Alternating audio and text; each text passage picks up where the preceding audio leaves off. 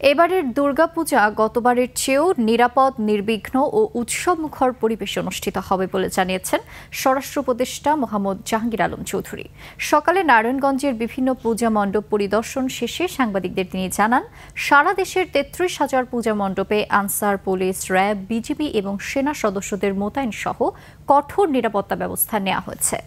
নারায়ণগঞ্জের প্রতিটি মণ্ডপে সিসিটিভি ক্যামেরা ও ভলেন্টিয়ার সহ পর্যাপ্ত নিরাপত্তা জোরদার করা হয়েছে বলেও জানান তিনি।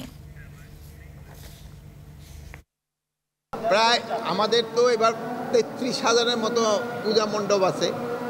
এই সবগুলি পূজা মণ্ডপের জন্যই আমাদের এই ভাইয়েরা তাদের ভলান্টিয়ার রাখবে ৭ জন করে, আমাদের আনসার থাকবে ৮ জন করে, এবং পুলিশ থাকবে, র্যাব থাকবে এবং সেনাবাহিনী থাকবে।